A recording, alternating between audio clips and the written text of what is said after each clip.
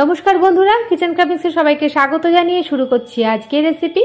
আজকে আমার রেসিপি হলো অনুষ্ঠান বাড়ির স্টাইলে দই কাতলা রেসিপি। দই কাতলা বাঙালিদের কাছে অত্যন্ত জনপ্রিয় একটা রেসিপি। তাছাড়া যে কোনো বিয়ে বাড়ি বা অনুষ্ঠান বাড়িতে এটা প্রায়শই হয়ে থাকে।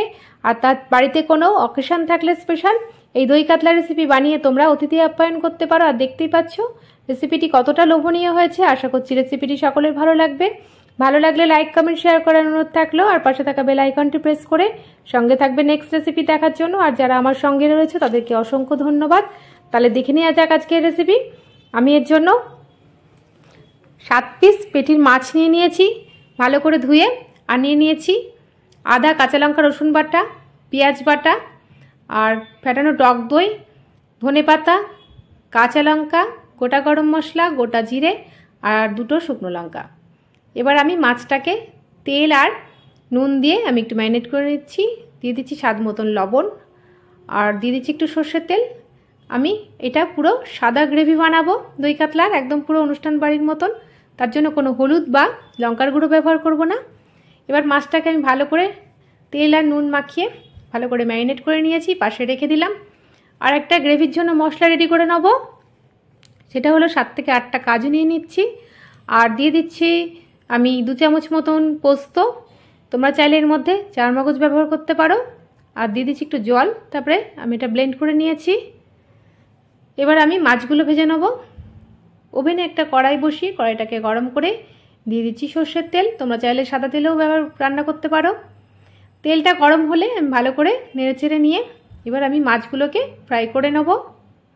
4 পিস করে আমি মাছটাকে ফ্রাই করে নিচ্ছি। মাছটাকে এপিট ওপিট করে হালকা করে আমি ভেজে নেব, ডিপ ফ্রাই করব না। দেখো 1 পিঠ হয়ে গেছে। মাছটাকে উল্টে আমি আর 1 পিঠ ভেজে নিচ্ছি। 2 পিঠই হয়ে গেছে। এবার আমি প্লেটে মাছগুলোকে তুলে নিচ্ছি। তারপরে এই একই তেলের মধ্যে বাকি মাছগুলোকেও আমি ভেজে নেব।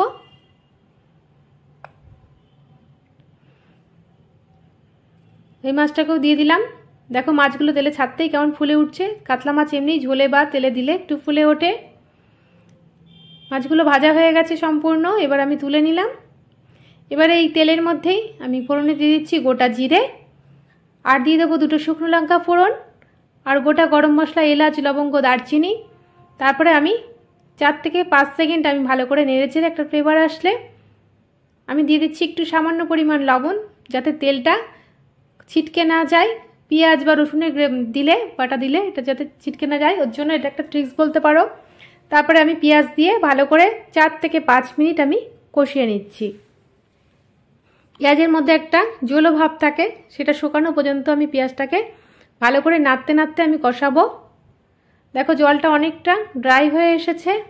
এই পর্যায়ে আমি দিয়ে দিচ্ছি রসুন, আদা আর কাঁচা লঙ্কা বাটা। আমি যেহেতু কোনো লঙ্কার গুঁড়ো ব্যবহার করবো না, আমি কাঁচা লঙ্কাতেই আমি রান্নাটা করছি।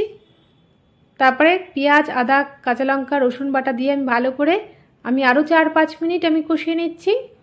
দেখো কষাতে কষাতে পেঁয়াজ, আদা, রসুনের জলটা পুরো শুকিয়ে গেছে। এখন আমি এই পর্যায়ে দিয়ে দিচ্ছি একটু সামান্য স্বাদ মতন লবণ, আর দিয়ে দিচ্ছি 1 চা চামচ জিরের গুঁড়ো, 1 চা চামচ ধনের গুঁড়ো। তারপরে আমি আরও 3 থেকে 4 মিনিট কষিয়ে নিচ্ছি।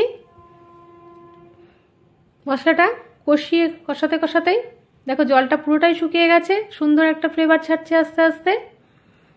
এবার আমি এর মধ্যে দিয়ে দেবো পোস্ত আর কাজু বাটা, যেটা আমি আগের থেকে ব্লেন্ড করে রেখেছিলাম। এটা দিয়ে আরও 3 থেকে 4 মিনিট আমি কষিয়ে নেবো। এটা দিয়ে বেশি কষাবো না। পোস্ত আর সর্ষে জানোই তোমরা বেশি কষায় না। আমি এটাকে ভালো করে 2 থেকে 3 মিনিট কষিয়ে নেওয়ার পরে দিয়ে দিচ্ছি ফেটানো টক দই। দইটাকে আমি আগের থেকে একটু ফেটিয়ে রেখেছিলাম, আরও একবার ফেটিয়ে নিলাম। এবার দইটাকে দিয়ে আরও 3 থেকে 4 মিনিট আমি কষিয়ে নিচ্ছি। সুন্দর একটা কালার এসেছে, দেখেছো? একদম গ্রেভিটা বিয়েবাড়ির মতন বা অনুষ্ঠান বাড়ির মতন রেডি হচ্ছে। এবার আমি ঢাকনা দিয়ে দিচ্ছি 10 মিনিটের জন্য। ফিরে আসছি 10 মিনিট পর। দেখো মশলা থেকে পুরো তেল ছেড়ে দিয়েছে। তারপরে এটাকে ভালো করে নেড়েচেড়ে দিয়ে দিচ্ছি একটু নুন ঝাল মিষ্টি ব্যালেন্সের জন্য একটু চিনি। যেহেতু টক দই দিলে একটু টকটক ভাব থাকে, তার জন্য এটা ব্যালেন্সে আনার জন্য একটু চিনি দিয়ে দিলাম। তারপরে আমি মিক্সি ধোয়া জলটা দিয়ে দিচ্ছি। তারপরে গ্রেভিটাকে ভালো করে নেড়েচেড়ে নিয়ে এবার আমি চেরা কাঁচা লঙ্কা দিয়ে দেবো 7-8টা। তোমরা যে যেমন ঝাল খাও সেই অনুযায়ী লঙ্কাটা ব্যবহার করবে। তারপরে আমি ফ্রাই করে রাখা কাতলা মাছগুলোকে দিয়ে দিচ্ছি এর মধ্যে। মাছগুলোকে দিয়ে ভালো করে নেড়েচেড়ে এবার আমি ঢাকনা দিয়ে আরও 6 থেকে 7 মিনিট আমি ফুটিয়ে নেব, মাছটা সিদ্ধ হওয়া পর্যন্ত। ফিরে আসছি 6 থেকে 7 মিনিট পর। দেখো ফাইনালি আমার রেডি হয়ে গেছে দই কাতলা রেসিপি। দেখতে কতটা লোভনীয় হয়েছে, একদম অনুষ্ঠান বাড়ির মতন রেডি হয়ে গেছে দই কাতলা রেসিপি। তোমরা যে কোনো বাড়িতে অকেশন হলে এই রেসিপি তোমরা বানিয়ে নিতে পারো খুব সহজেই। খুব বাড়িতে থাকা উপকরণ দিয়ে, খুব কম উপকরণে এটা রেডি হয়ে যায়। এবার আমি দিয়ে দিচ্ছি একটু ধনেপাতা গার্নিশের জন্য। তারপরে 5 মিনিট স্ট্যান্ডিং টাইমে রেখেছিলাম। এবার আমি এটাকে সার্ভ করে নিচ্ছি একটা প্লেটের মধ্যে। এটা গরম গরম ভাতের সাথে তো খুবই ভালো লাগবে, তাছাড়া রুটি পরোটার সাথেও খারাপ লাগে না। তোমরা অবশ্যই বাড়িতে একবার ট্রাই করবে।